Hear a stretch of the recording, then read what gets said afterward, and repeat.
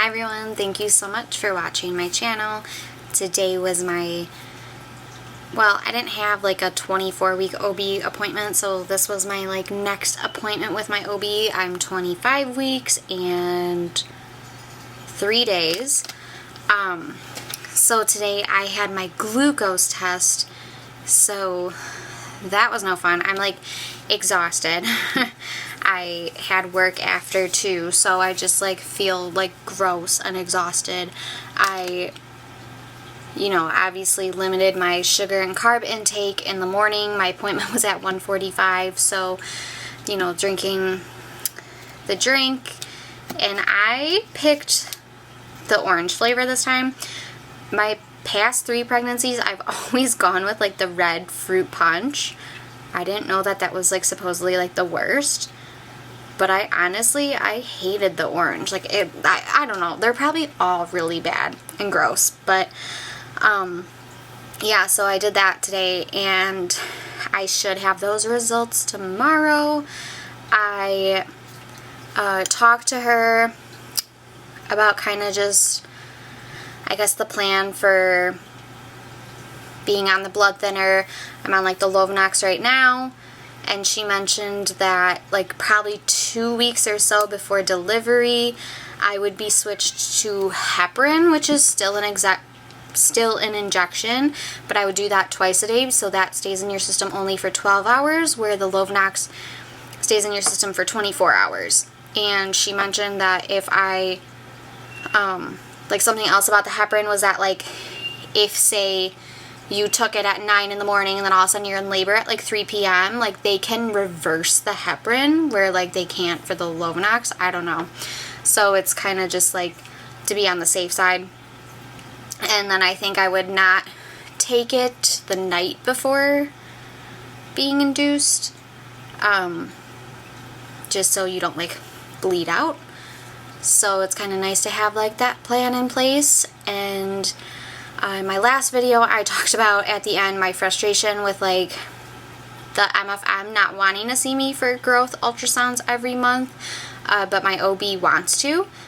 So she said that I can just do that like with them, so I won't be seeing the MFM for those. Like I will be going to just the hospital or whatever for just growth ultrasounds every month still, which that was like a relief because I don't know, like it's just, I had a 32-week loss, and like getting closer to that, like my anxiety is getting worse, so I don't need like less care or things taken out of my plan. Like it was just, so it's nice to know that she's still going to do that.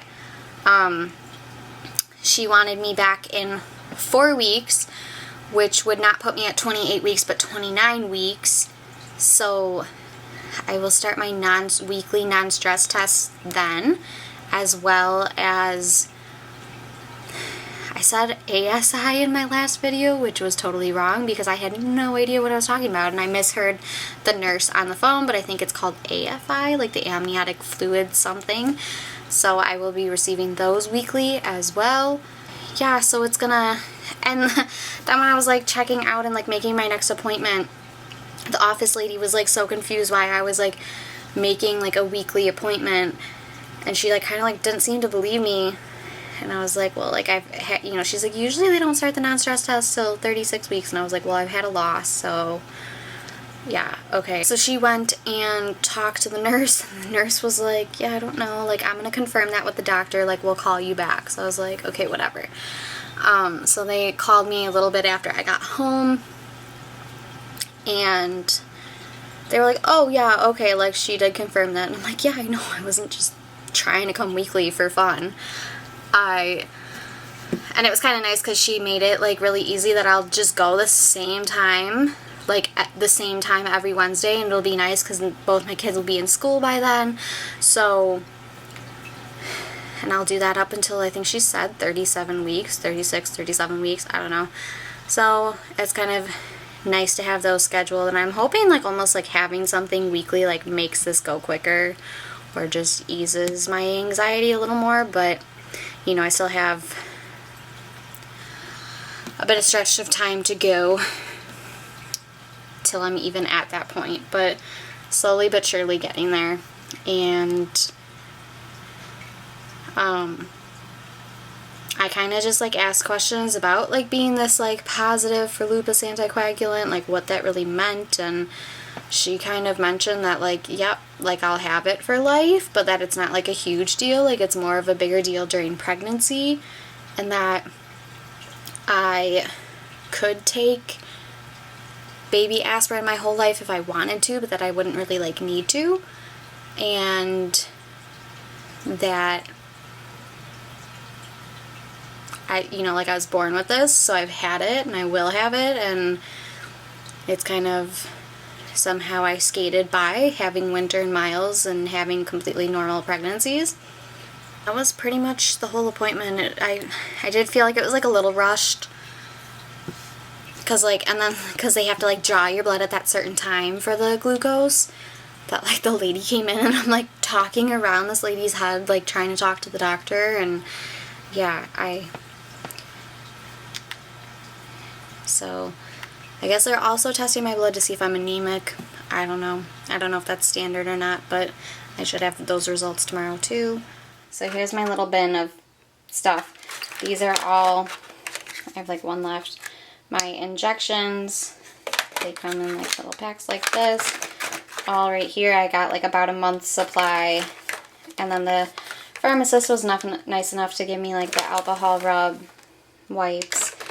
And then I've got my prenatal, vitamin D, my Lexapro, and yeah, I stopped the baby aspirin.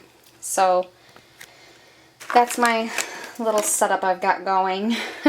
I've gotten used to taking the injections. I'm comfortable with it now, but they burn. They burn for like 15-20 minutes after too. So, but my bruising isn't so bad, so that's kind of nice. So yeah, here's my nice little setup. Today I am 27 weeks, 5 days pregnant.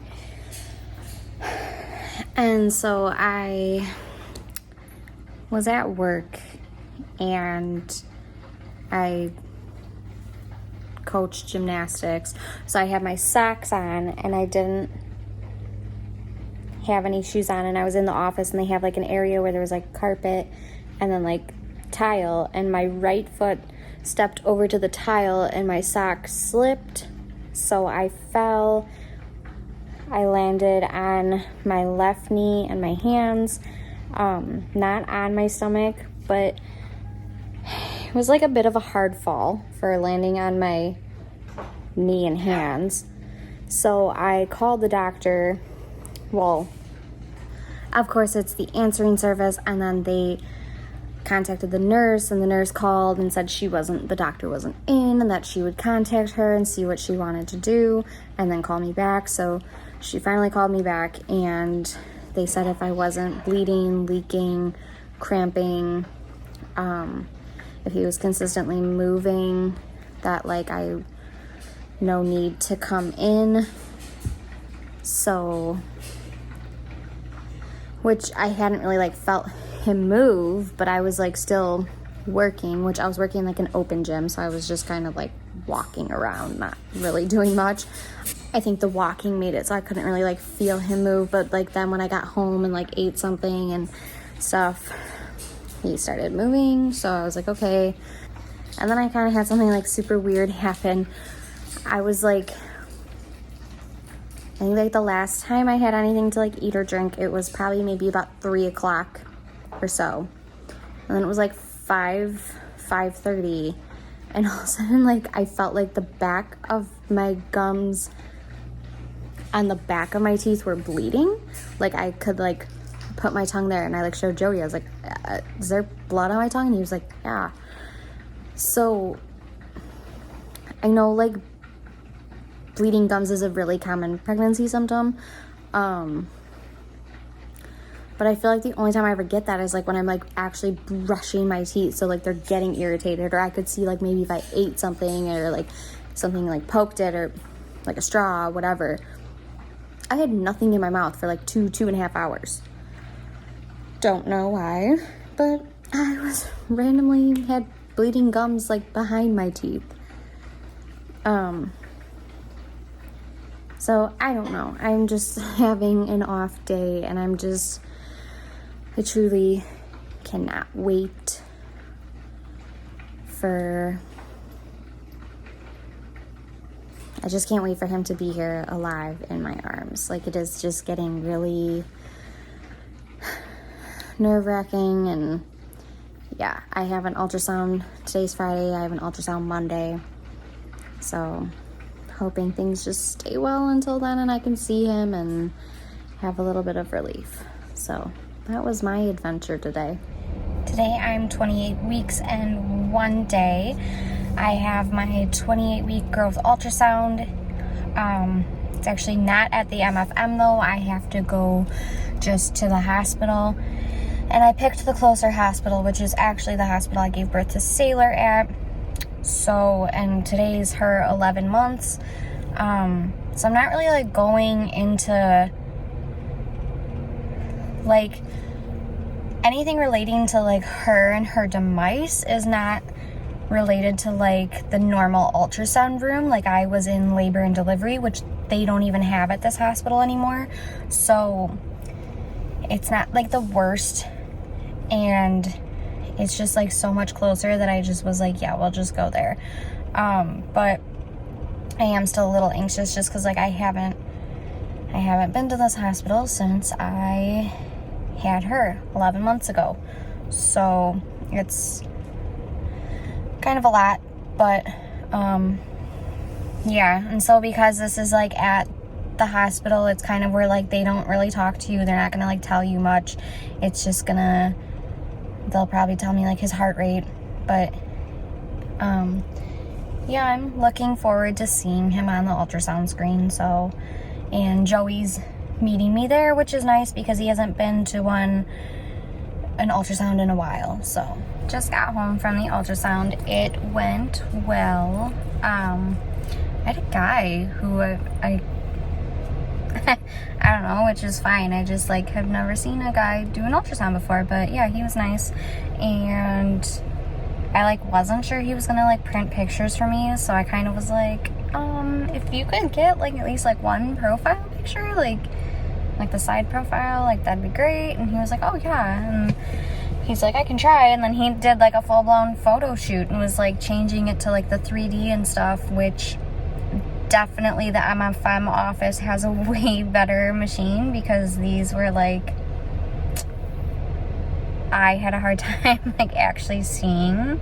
I'm like, what is that? Like, so like there's like their 3D,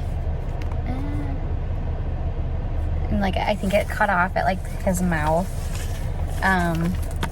But there's a picture.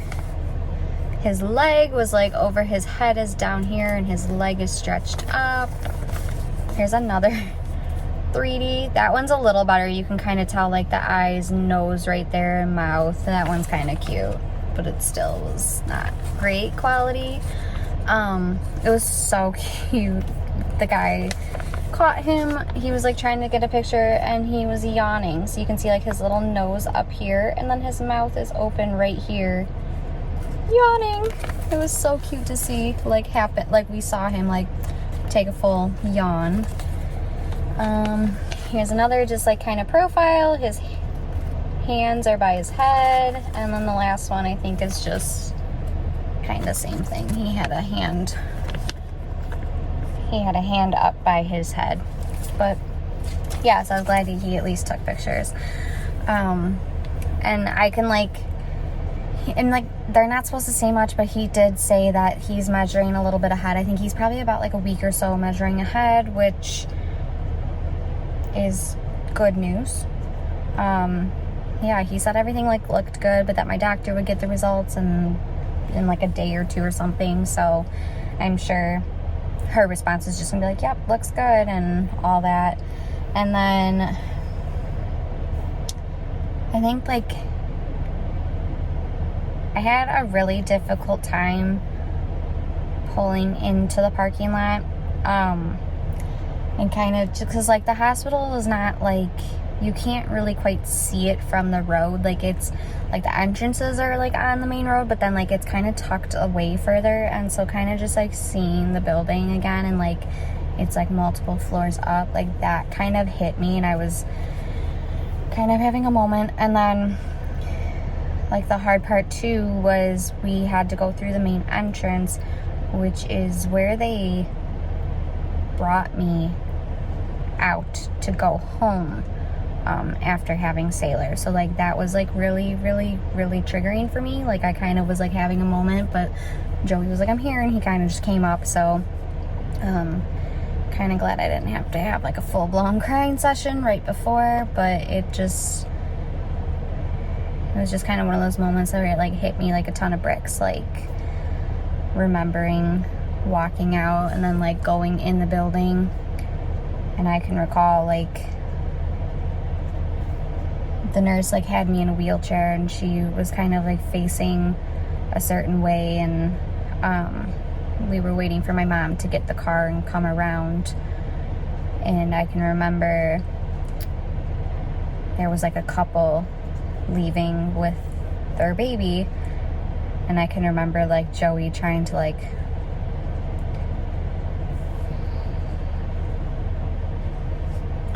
shield me from seeing them, and like the nurse kind of like turned me a certain way too. So like I'm glad Jameson is doing really well and such. It was just, my mind was like a lot on Sailor. And actually I'm glad the ultrasound tech was a guy, because even though like I didn't find out the bad news in the normal ultrasound part of the hospital, there was like always, like I always had like the same tech, and she came up to labor and delivery to officially say that there was no heartbeat via ultrasound. So I was kind of worried like it was going to be her again, because I would definitely remember her. So kind of glad that it was just some guy I had never met.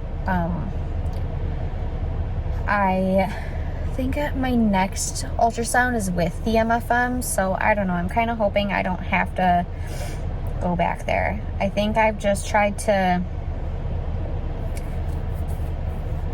I'm like trying to come to terms, like I've kind of been trying to like build myself up to be like, you're probably going to go back there at some point, just because it's like the closest hospital to us. So if there's ever just like an emergency, or like someone's sick, or Miles gets hurt, or like something, like I've kind of been trying to get in my head like you might have to go back there. So I don't know why I really did this to myself, but I guess maybe kind of partially that of like, you're gonna have to go back there at some point. I am extremely happy that labor and delivery is no longer there. Like I don't think I would have been able to handle. I'm really glad that it's at a different hospital, even if it's a little further away. I guess I'm just like really happy overall with like how it turned out, and that it just, like, Jameson's doing well. It all went good.